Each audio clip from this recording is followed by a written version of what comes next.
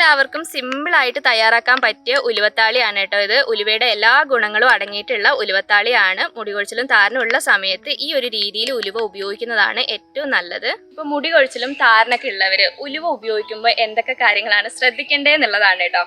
Hi friends, എല്ലാവർക്കും നമ്മുടെ ചാനലിലേക്ക് സ്വാഗതം. അപ്പോൾ നമ്മൾ ഇന്നൊരു ഉലുവത്താളി ചെയ്യാൻ വേണ്ടി പോവാണ് കേട്ടോ. അപ്പോൾ നിങ്ങൾക്ക് എല്ലാവർക്കും അറിയാം, നമുക്ക് മുടി കൊഴിച്ചൽ, താരൻ അങ്ങനത്തെ പ്രശ്നമുള്ള സമയത്ത് നമ്മുടെ മുടിയിലെ സ്കാൽപ്പില് ഉലുവ ഉപയോഗിക്കുന്നത് ഏറ്റവും നല്ലതാണ്. അപ്പോൾ നമ്മൾ ഇന്ന് ഉലുവ ഉപയോഗിച്ചിട്ട് ഒരു ഉലുവത്താളി ചെയ്യാൻ വേണ്ടി പോവാണ് കേട്ടോ. മെയിനായിട്ട് ഞാൻ പറഞ്ഞ പോലെ തന്നെ താരൻ മാറ്റാൻ വേണ്ടിയിട്ടാണ് നമ്മൾ ഇത് ഉപയോഗിക്കുന്നത്. അത് മാത്രമല്ല, താരനും മുടി കൊഴിച്ചിലൊക്കെ മാറി നമ്മുടെ മുടി നല്ല ഉള്ളോടുകൂടി വളരാനും ഈ ഉലുവത്താളി നന്നായിട്ട് സഹായിക്കും കേട്ടോ. അപ്പോൾ എങ്ങനെയാണ് ചെയ്യേണ്ടതെന്നുള്ളതൊക്കെ ഞാൻ കാണിച്ചു തരാം. അപ്പോൾ നമുക്ക് വേഗം തന്നെ വീഡിയോയിലേക്ക് പോവാം. വീഡിയോയിലേക്ക് പോകുന്നതിന് മുമ്പായിട്ട് നമ്മുടെ ചാനൽ ആദ്യമായിട്ട് ആരെയും കാണുന്നുണ്ടെങ്കിൽ ചാനലിലേക്ക് സ്വാഗതം. എൻ്റെ പേര് അജിഷ. നിങ്ങൾ വീഡിയോസ് ഒക്കെ കണ്ടു നോക്കുക. നിങ്ങൾക്ക് വീഡിയോസ് ഒക്കെ ഇഷ്ടമാവുകയാണ്, യൂസ്ഫുൾ ആവുകയാണ് തോന്നുകയാണെങ്കിൽ മാത്രം ചാനൽ ഒന്ന് സബ്സ്ക്രൈബ് ചെയ്യാം കേട്ടോ. അപ്പോൾ നമുക്ക് വേഗം തന്നെ വീഡിയോയിലേക്ക് പോവാം.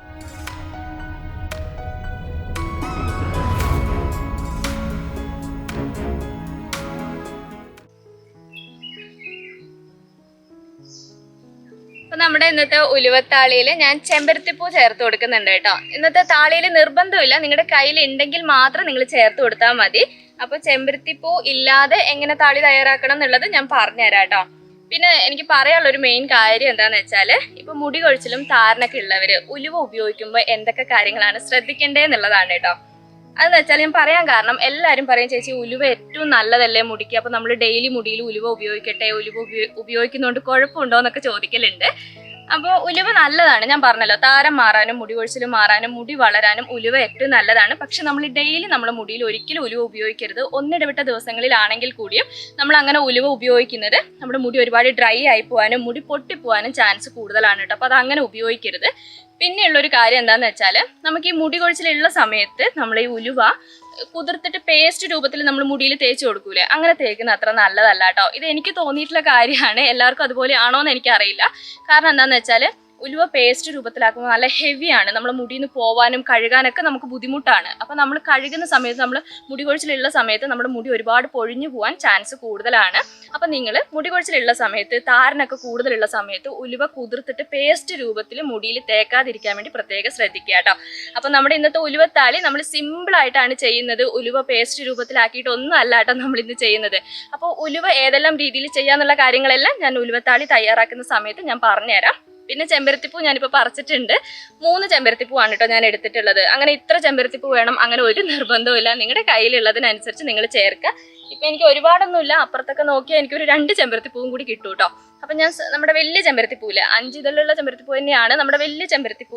ഇതില്ലേ, ഇതാണ് ഞാൻ എടുത്തിട്ടുള്ളത്. നിങ്ങളുടെ കയ്യിൽ ഏത് ചെമ്പരത്തിപ്പൂ ആണെങ്കിലും നിങ്ങൾക്ക് ഉപയോഗിക്കാം കേട്ടോ. ഏത് ചെമ്പരത്തിപ്പൂ എന്ന് പറയുമ്പം നമുക്ക് എന്താ പറയുക, പിന്നെ റോസ് കളറിൽ, മഞ്ഞ കളറിൽ അങ്ങനെയൊക്കെ ഇല്ലേ, അത് എന്നോട് കമൻറ്റിൽ നിങ്ങൾ എടുത്തെടുത്ത് ചോദിക്കുന്നതുകൊണ്ടാണ് ഞാനിത് എടുത്ത് പറയുന്നത്. ഏത് ചെമ്പരത്തിപ്പൂ ആണെങ്കിലും കുഴപ്പമില്ല, കട്ട ചെമ്പരത്തി അതാണെങ്കിലും കുഴപ്പമില്ല. പിന്നെ നമ്മുടെ വേലിച്ചെമ്പരത്തി ആണെങ്കിൽ ഏറ്റവും നല്ലതാണ് കേട്ടോ. എനിക്ക് തോന്നിയിട്ടുള്ള കാര്യമാണ്. ഞാൻ ഉപയോഗിക്കുമ്പോൾ എനിക്ക് ഏറ്റവും ഇഷ്ടം നമ്മുടെ വേലിച്ചെമ്പരത്തിയാണ്. ഇപ്പം എനിക്കത് കിട്ടാനില്ലാത്തതുകൊണ്ടാണ് ഞാനിത് ഉപയോഗിക്കുന്നത്. അപ്പം ഞാനൊരു 3 എണ്ണം എടുത്തിട്ടുണ്ട്. അപ്പം നിങ്ങളുടെ കയ്യിലുള്ളതിനനുസരിച്ച് എടുക്കുക.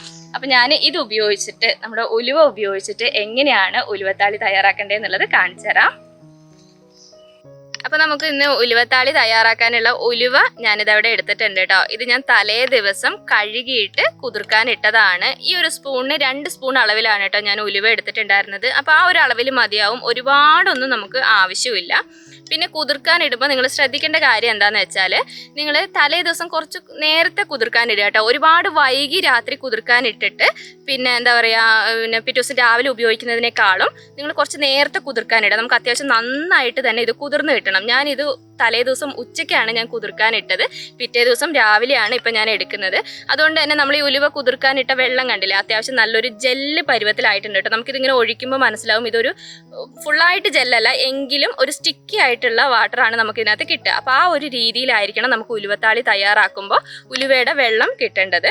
ഞാൻ പറഞ്ഞല്ലോ, നമ്മൾ പേസ്റ്റ് രൂപത്തിൽ ഉപയോഗിക്കുന്നത് അത്ര നല്ലതല്ല. അതുകൊണ്ടാണ് നമ്മൾ ഈ രൂപത്തിൽ ഉപയോഗിക്കുന്നത്. അപ്പോൾ തലേ ദിവസം 2 സ്പൂൺ ഉലുവ എടുത്തിട്ട് നിങ്ങൾ കുതിർക്കാനിടുക. വെള്ളം നിങ്ങൾക്ക് എത്രമാത്രം പാക്ക് ആവശ്യമുണ്ടോ അതിനനുസരിച്ച് നിങ്ങൾക്ക് ചേർത്ത് കൊടുക്കുക കേട്ടോ. അപ്പം ഞാനിതാ ഇവിടെ ചെമ്പരത്തിപ്പൂ എടുക്കുന്നുണ്ട്. എനിക്ക് 2 ചെമ്പരത്തിപ്പൂ കൂടി വേറെ കിട്ടിയിട്ടുണ്ട്. ഞാൻ 3 ചെമ്പരത്തിപ്പൂ ആയിരുന്നു പറിച്ചിട്ടുണ്ടായിരുന്നത്. എനിക്ക് 2 ചെമ്പരത്തിപ്പൂ വേറെ കിട്ടിയിട്ടുണ്ട്. അപ്പോൾ ചെമ്പരത്തിപ്പൂ നമുക്ക് ഇതിനകത്തേക്ക് ഡയറക്റ്റ് ആയിട്ട് തന്നെ ചേർത്ത് കൊടുക്കാം. അപ്പോൾ ഞാൻ ചെമ്പരത്തിപ്പൂവിൻ്റെ ഈ പൂമ്പൊടി അതൊന്നും ഞാൻ ചേർക്കുന്നില്ല കേട്ടോ, ഞാൻ ഇതള് മാത്രം ചേർക്കുകയാണ്. ചേർക്കുന്നതുകൊണ്ട് കുഴപ്പമൊന്നുമില്ല, നിങ്ങൾക്ക് മൊത്തമായിട്ട് ചേർത്ത് കൊടുക്കണമെങ്കിൽ മൊത്തമായിട്ട് ചേർത്ത് കൊടുക്കാം, അതിന് കുഴപ്പമൊന്നുമില്ല.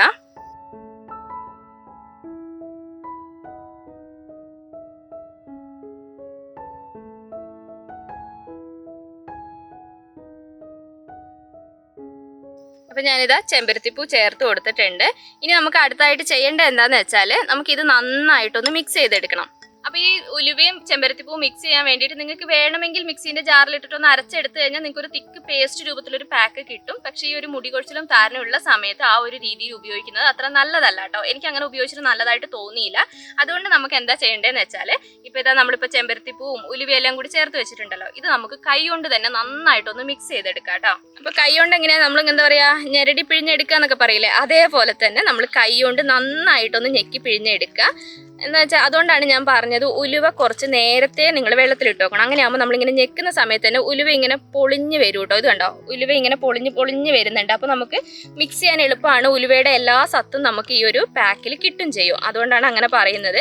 ഇനി നിങ്ങൾക്ക് എന്താ പറയുക ചെമ്പരത്തിപ്പൂ ഇല്ലെങ്കിൽ ചെമ്പരത്തിപ്പൂ ഇല്ലാതെ ഉലുവ മാത്രമായിട്ട് ഇതുപോലെ നിങ്ങൾക്ക് ഞെക്കിപ്പിഴിഞ്ഞെടുക്കാം കേട്ടോ. അപ്പോഴും നിങ്ങൾക്ക് ഈ ഒരു താളി രൂപത്തിൽ തന്നെയാണ് കിട്ടുക. ഞാൻ പറഞ്ഞല്ലോ, ഒരു സ്റ്റിക്കി ആയിട്ടുള്ളതാണ്. നമ്മൾ ഒരുപാട് നേരം കൂടുതൽ വെള്ളത്തിലിടുന്ന സമയത്ത് ഉലുവ നല്ല സ്റ്റിക്കി ആയിട്ടാണ് ഉണ്ടാവുക. ഉലുവയുടെ വെള്ളം നല്ല സ്റ്റിക്കി ആയിട്ടാണ് ഉണ്ടാവുക. അപ്പോൾ നിങ്ങൾക്ക് ഒരു താളി രൂപത്തിൽ തന്നെ കിട്ടും. അപ്പോൾ ചെമ്പരത്തിപ്പൂ ഇല്ലാന്ന് ഓർത്തിട്ട് വിഷമിക്കേണ്ട ആവശ്യമൊന്നുമില്ല, ഉലുവ മാത്രമായിട്ട് നിങ്ങൾക്ക് ഇതുപോലെ ചെയ്യാം കേട്ടോ. പിന്നെ നമുക്ക് ഈ ഒരു രീതിയിൽ തന്നെ നമുക്ക് ഉലുവയുടെ ജെല്ല് എടുക്കുന്ന ഒരു രീതി ഉണ്ട് കേട്ടോ. അങ്ങനെ ഉലുവയുടെ ജെല്ല് ഏറ്റവും നല്ലതാണ്. ഉലുവയുടെ എല്ലാ സത്തും ഉൾപ്പെടുത്തിക്കൊണ്ട് നമുക്ക് ഉലുവയുടെ ജെല്ല് എടുക്കാൻ വേണ്ടി പറ്റും. എനിക്ക് ഉലുവ ഈ അരച്ച് പാക്ക് തയ്യാറാക്കുന്നതിനേക്കാളും എനിക്ക് ഏറ്റവും ഇഷ്ടം ഉലുവയുടെ ജെല്ല് ഉപയോഗിച്ചിട്ടും ഉലുവയുടെ വെള്ളം ഉപയോഗിച്ചിട്ടൊക്കെ പാക്ക് ചെയ്യുന്നതാണ് കേട്ടോ എനിക്ക് ഏറ്റവും ഇഷ്ടം. മെയിനായിട്ട് പറയേണ്ട കാര്യം എന്താ വെച്ചാൽ ഉലുവ അങ്ങനെ നമ്മൾ അരച്ച് തലയിൽ തേക്കുന്ന സമയത്ത് നീരിറക്കം വരാൻ നല്ല ചാൻസ് കൂടുതലാണ്. തണുപ്പ് കൂടുതലായതുകൊണ്ട് നല്ല ചാൻസ് ആണ്. എനിക്ക് എപ്പോൾ ഉലുവ അരച്ച് പാക്കിട്ടാലും എനിക്ക് ആ സമയത്ത് ജലദോഷം വരും കേട്ടോ. അതുകൊണ്ട് ഞാൻ കൂടുതലായിട്ടും ഈ രീതിയിലൊക്കെയാണ് ഉലുവ ഉപയോഗിക്കുക. ഉലുവയുടെ ഗുണം മൊത്തം നമ്മുടെ മുടിക്കും സ്കാൽപ്പിനും കിട്ടും ചെയ്യും. നമുക്ക് വേറെ ദോഷങ്ങളും കാര്യങ്ങളും ഒന്നുമില്ല. അപ്പോൾ അതുകൊണ്ട് നിങ്ങൾ ഹെവി ആയിട്ടുള്ള ഹെയർ ഫോളും താരനൊക്കെ ഉള്ള സമയത്ത് ഈ ഒരു രീതിയിൽ മാത്രം നിങ്ങൾ ഉലുവ ഉപയോഗിക്കുക കേട്ടോ. പിന്നെ നിങ്ങൾക്ക് വേണമെങ്കിൽ നമ്മൾ മുമ്പൊക്കെ ചെയ്തിട്ടുണ്ട് ഉലുവ തിളപ്പിച്ചിട്ട് വെള്ളം എടുക്കുന്ന രീതിയുണ്ട്. ആ രീതിയിലും ചെയ്യാൻ കുഴപ്പമൊന്നുമില്ല. ചെമ്പരത്തിപ്പൂ ഇട്ടിട്ട് ഉലുവ തിളപ്പിക്കുന്ന ആ ഒരു രീതിയുണ്ട്. പക്ഷെ നമ്മൾ എന്താ പറയുക തിളപ്പിക്കുന്ന സമയത്ത് എല്ലാവർക്കും അറിയാലോ നമുക്ക് കുറച്ച് ഗുണങ്ങളൊക്കെ അതിനകത്ത് നഷ്ടപ്പെട്ടു പോകും. അപ്പോൾ അതിനേക്കാളും നല്ലത് നമ്മൾ തിളപ്പിക്കാതെ ഫ്രഷ് ആയിട്ട് ഈ രീതിയിൽ ചെയ്യുന്നതാണ്. ഇനി തിളപ്പിച്ച് ഉപയോഗിക്കുന്നതാണ് നിങ്ങൾക്ക് കംഫർട്ടെങ്കിൽ അങ്ങനെ ചെയ്യുന്നതുകൊണ്ട് കുഴപ്പമില്ല കേട്ടോ. അപ്പം ഞാനിതാ ഇത് ഞെക്കി നല്ല അത്യാവശ്യം നന്നായിട്ട് മിക്സ് ആയിട്ടുണ്ട്. അപ്പോൾ നമ്മുടെ ഉലുവത്താളി ഇവിടെ റെഡി ആയിട്ടുണ്ട് കേട്ടോ. ഫുള്ളും കഴിഞ്ഞിട്ടില്ല. നമുക്കിനി ഇത് അരിച്ചെടുക്കണം. അരിക്കാതെ നമ്മൾ മുടിയിൽ ഒരിക്കലും ഉപയോഗിക്കാൻ പാടില്ല. അപ്പോൾ നമുക്ക് ഒരു തുണി ഉപയോഗിച്ചിട്ട് ഇത് അരിച്ചെടുക്കാം.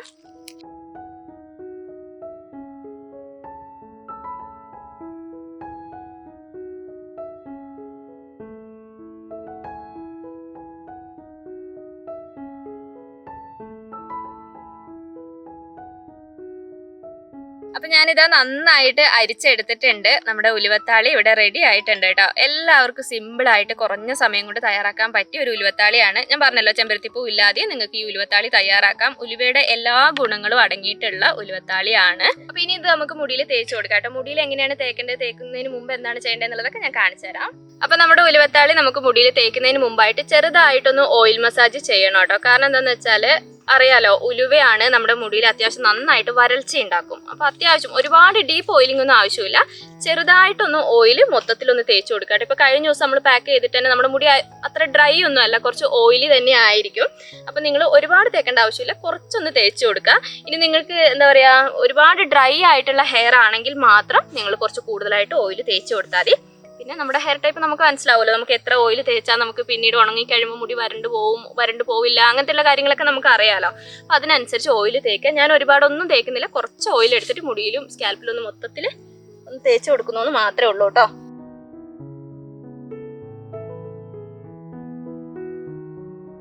ഓയിൽ ചെയ്തു കേട്ടോ. അപ്പം നിങ്ങളും കുറച്ച് ഓയിലെടുത്ത് തേച്ചിട്ട് മാത്രം ഉലുവത്താളി ചെയ്യുക. ഇനി നമുക്ക് നമ്മുടെ ഉലുവത്താളി മുടിയിൽ തേച്ച് കൊടുക്കുക. നല്ല സൂപ്പർ ആയിട്ടുള്ള ലൈറ്റ് ആയിട്ടുള്ള ഒരു താളിയാണ് കേട്ടോ. എല്ലാവർക്കും ഇത് ഉപയോഗിച്ച് കഴിഞ്ഞാൽ ഇഷ്ടമാവും. അത് മാത്രമല്ല നമ്മൾ ഉലുവത്താളി ആയതുകൊണ്ട് തന്നെ നമ്മുടെ മുടിയുടെ ടെക്സ്ചർ ഒന്ന് മാറ്റിയെടുക്കാൻ വേണ്ടി ഇത് നന്നായിട്ട് സഹായിക്കും കേട്ടോ. മുടി നല്ല രീതിയിൽ ബൗൺസി ആയിട്ടിരിക്കാനും എന്താ പറയുക നല്ല സിൽക്കി ആയിട്ടിരിക്കാനും ഈ ഒരു താളി നന്നായിട്ട് സഹായിക്കും. അപ്പോൾ നമുക്ക് തേച്ച് കൊടുക്കാം. അപ്പോൾ ഞാൻ ഇങ്ങനെ നിന്ന് തേച്ച് കഴിഞ്ഞാൽ എൻ്റെ മേത്ത് മൊത്തം ആവും. അപ്പോൾ മുടി മുന്നോട്ടേക്ക് ഇട്ടിട്ടാണ് ഞാൻ തേച്ച് കൊടുക്കുന്നത്. അപ്പോൾ സ്കാൽപ്പിൽ നന്നായിട്ട് ആവാൻ വേണ്ടി നിങ്ങൾ പ്രത്യേകം ശ്രദ്ധിക്കുക കേട്ടോ.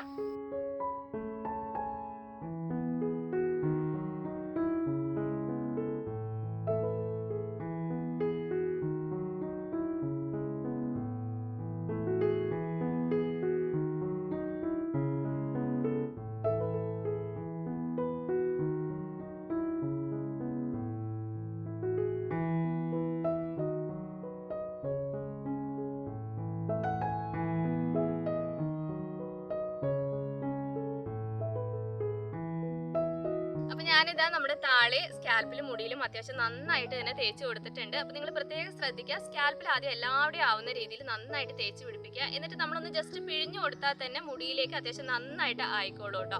എന്നിട്ട് ഒരു 15 മിനിറ്റ് നേരമൊക്കെ നിങ്ങൾക്ക് വെക്കാൻ പറ്റുമെങ്കിൽ ഏറ്റവും നല്ലതാണ്. പിന്നെ ഉലുവയൊക്കെ ആയതുകൊണ്ട് തന്നെ അത്യാവശ്യം നന്നായിട്ട് തണുപ്പുണ്ടാവും. തണുപ്പൊക്കെ പറ്റാത്തവരൊക്കെ ആണെങ്കിൽ ഒരു 5 മിനിറ്റ് 10 മിനിറ്റ് നേരമൊക്കെ വെച്ചിട്ട് കഴുകുന്നതുകൊണ്ട് കുഴപ്പമൊന്നുമില്ല. പിന്നെ ഒട്ടും തണുപ്പ് പറ്റാത്തവരൊക്കെ ആണെങ്കിൽ നിങ്ങൾക്ക് ഈ ഒരു ഉലുവത്താളി ഉപയോഗിച്ചിട്ട് കഴുകാൻ മാത്രമായിട്ട് വേണമെങ്കിൽ ഉപയോഗിക്കാം കേട്ടോ. പിന്നെ താരന മുടി കൊഴിച്ചിലൊക്കെ കുറച്ചുകൂടി നമുക്ക് എന്താ പറയുക, ഒരു നല്ലൊരു റിസൾട്ട് കിട്ടണമെങ്കിൽ കുറച്ച് സമയം വെക്കുന്നത് ഏറ്റവും നല്ലതാണ്. പിന്നെ ഞാൻ ഇന്ന് കഴുകുന്നത് കാണിക്കുന്നില്ല കേട്ടോ. നമ്മൾ വേറെ ഇനി പ്രത്യേകിച്ച് ഒന്നും ഉപയോഗിച്ചിട്ടല്ലല്ലോ നമ്മൾ കഴുകുന്നത്. അപ്പോൾ വീഡിയോ ഒരുപാട് ലെങ്ത് ആക്കണ്ടെന്ന് കരുതിയിട്ടാണ്. നിങ്ങൾ കഴുകുന്ന സമയത്ത് വെറുതെ വെള്ളത്തിൽ നല്ല വൃത്തിയായിട്ട് കഴുകിയെടുത്താൽ മതി കേട്ടോ. വേറെ ഷാമ്പുവോ വേറെ താളിയോ ഒന്നും ഉപയോഗിക്കേണ്ട ആവശ്യമില്ല.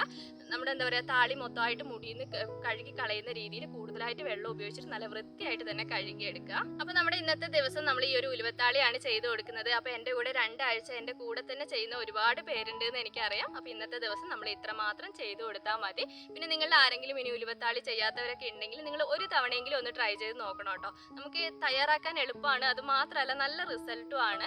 പിന്നെ എന്താ പറയുക, ഞാൻ പറഞ്ഞല്ലോ, മുടി നല്ല രീതിയിൽ ഷൈനിങ് തരാനും മുടി നല്ല രീതിയിൽ ബൗൺസി ആക്കാനൊക്കെ ഈ ഒരു ഉലുവത്താളി നന്നായിട്ട് സഹായിക്കും. അപ്പം ഇത്രയൊക്കെയാണ് നമ്മുടെ ഇന്നത്തെ വീഡിയോ. അപ്പോൾ നിങ്ങൾക്ക് ഇനി എന്തെങ്കിലും ഡൗട്ട് കാര്യങ്ങളൊക്കെ ഉണ്ടെങ്കിൽ നിങ്ങൾ കമൻറ്റിലൂടെ ചോദിച്ചാൽ മതി, ഞാൻ ഉറപ്പായിട്ടും റിപ്ലൈ തരുന്നതായിരിക്കും കേട്ടോ. അപ്പോൾ നമ്മുടെ ഇന്നത്തെ വീഡിയോ ഇഷ്ടപ്പെട്ടാൽ ഞാൻ എപ്പോഴും പറയുന്ന പോലെ തന്നെ ലൈക്ക് ചെയ്യാനും ഷെയർ ചെയ്യാനും കമൻറ്റ് ചെയ്യാനും മറക്കരുത്. അപ്പോൾ നമ്മുടെ അടുത്ത വീഡിയോ ആയിട്ട് നമുക്കിനി അടുത്ത ദിവസം കാണാം.